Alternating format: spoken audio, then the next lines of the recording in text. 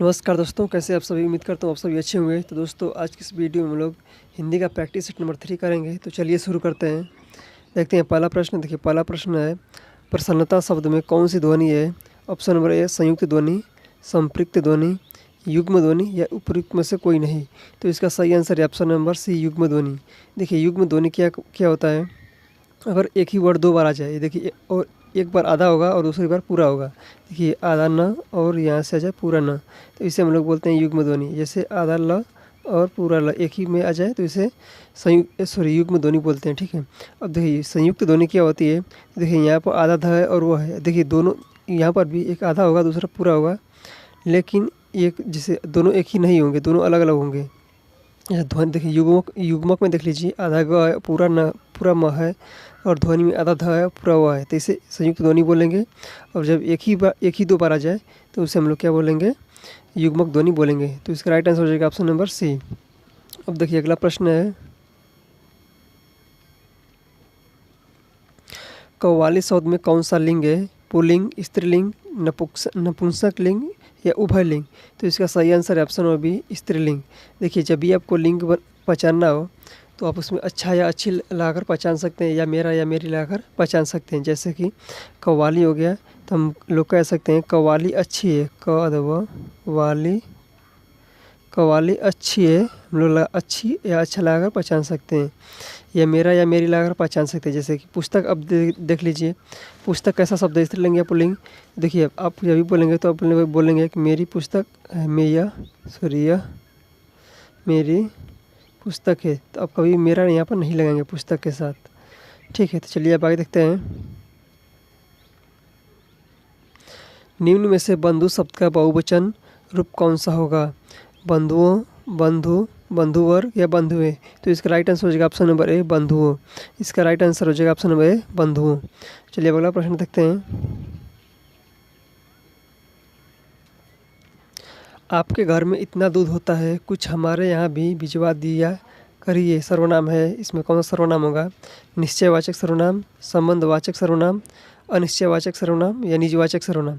तो इसका right answer हो जाएगा ऑप्शन नंबर सी, अनिश्चयवाचक सर्वनाम। कोई, कुछ, कौन के कोई और कुछ जो है अनिश्चयवाचक सर्वनाम में आते हैं। कौन क्या प्रश्नवाचक में आ जाते हैं। चलिए अब आगे देखते हैं। इनमें से कौन सा शब्द अशुद्ध है। ज्योत्सना, संतुष्ट, सुपर्णखा या पृष्ठभूमि। तो इसका राइट आंसर हो जाएगा ऑप्शन नंबर डी, पृष्ठभूमि। देखिए, पृष्ठभूमि नहीं होता है, पृष्ठ होता है, पृष्ठभूमि होता है। तो इसका राइट आंसर हो जाएगा ऑप्शन नंबर डी। अब अगला प्रश्न है,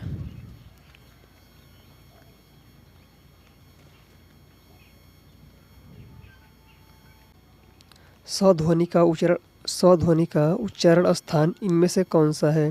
ओष्ठ, दंत, मूर्धन्य या तालव्य। तो इसका राइट आंसर हो जाएगा ऑप्शन नंबर डी, तालव्य। देखिए, च, छ, ज, झ और ई, छोटी ई, बड़ी ई और य और श, ये तीनों जो है आते हैं किसमें, तालव्य में आते हैं। अब देखिए, अगला प्रश्न है, भवन, भुवन युग्म का अर्थ है। देखिए, भवन का अर्थ होता है घर और भुवन का अर्थ होता है संसार। तो इसका राइट आंसर कौन सा हो जाएगा। इसका राइट आंसर हो जाएगा ऑप्शन नंबर डी, मकान और संसार। अब अगला प्रश्न है, कपोत शब्द का सही तद्भव रूप होगा। तो कपोत किसका होता है, कबूतर का होता है, यानी कि ऑप्शन नंबर बी इसका राइट आंसर हो जाएगा। चलिए अब अगला प्रश्न देखते हैं। निम्नलिखित में से कौन सा शब्द व्यंजन संधि का उदाहरण है। तो व्यंजन संधि का उदाहरण कौन सा हो जाएगा। तो उसका आंसर हो जाएगा ऑप्शन नंबर सी, जगन्नाथ। इसका देखिए, संधि विच्छेद क्या होगा, जगत आधा तो यहाँ पर होगा, जगत प्लस नाथ। देखिए, यहाँ पर आधा तो यानी इसमें कोई स्वर नहीं है। आधा का मतलब होता है इसमें कोई स्वर नहीं है। देखिए, यानी कि यहाँ व्यंजन है और यहाँ पर भी व्यंजन है, तो ये हो जाएगा व्यंजन संधि। अगला प्रश्न है, किस कवि को भारतीय आत्मा कहा जाता है। माखनलाल चतुर्वेदी को, या फिर प्रसाद को, या फिर दिनकर को, या मैथिली शरण गुप्त को। तो इसका राइट आंसर है option number A, Makhanlal Chaturvedi. यानी कि माखनलाल चतुर्वेदी को भारतीय आत्मा कवि कहा जाता है। देखिए, अब अगला प्रश्न है, वह लड़का ठंड से काँप रहा है वाक्य में कारक का भेद है, यानी कि वाक्य में यह वह लड़का काँप रहा है, इसमें कौन सा कारक है? संप्रदान कारक या करण कारक या अपादान कारक या अधिकरण कारक? तो इसका राइट आंसर है ऑप्शन नंबर बी, करण कारक। देखिए से जो है से करण कारक का जो है पहचान होता है, तो इसका right answer option number B, करण कारक।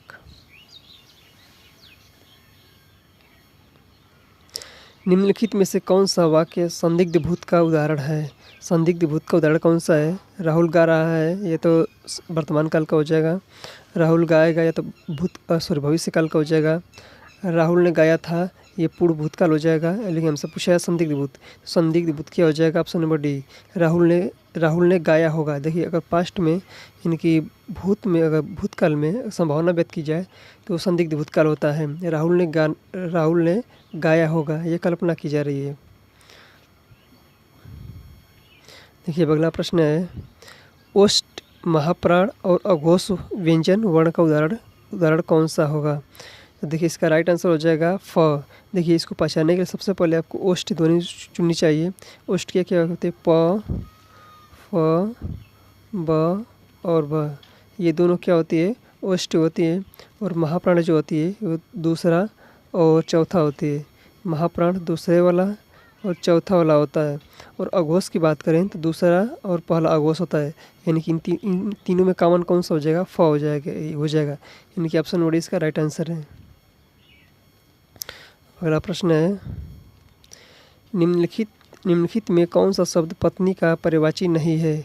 भार्या, दारा, भगिनी या वामांगी? तो इसका राइट आंसर हो जाएगा ऑप्शन नंबर डी, भगिनी। भगिनी किसका पर्यायवाची शब्द होता है? तो भगिनी होता है बहन का पर्यायवाची शब्द। चलिए अगला प्रश्न देखते हैं। निम्नलिखित में से कौन सा शब्द द्वंद्व समास का उदाहरण है? द्वंद्व समास का उदाहरण नहीं है। नर नारी, कष्टापन, आचार व्यवहार या पैसा कौड़ी? तो इसका right answer option number B, कष्टापन। देखिए जहाँ पर योजक चिन्ह होगा तो यहाँ पर क्या हो जाएगा? द्वंद्व समास होता है। अब अगला प्रश्न है, बहु का बहुवचन क्या होगा? बहु का बहुवचन जो होता है बहु में होता है, यानी कि ऑप्शन नंबर सी हो जाएगा। चलिए अब अगला प्रश्न देखते हैं। संस्कृति के 4 अध्याय किसकी रचना है? संस्कृति के 4 अध्याय किसकी रचना है? तो रामधारी सिंह दिनकर की रचना है, इनकी ऑप्शन नंबर सी इसका राइट आंसर हो जाएगा। अब अगला प्रश्न है,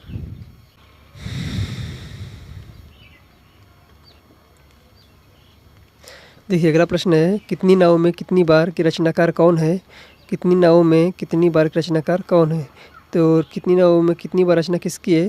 तो अज्ञेय की रचना है, तो इसका राइट आंसर होगा ऑप्शन नंबर ए। तो आज के लिए इतना ही, मिलते हैं अगले वीडियो में, तब तक के लिए जय हिंद।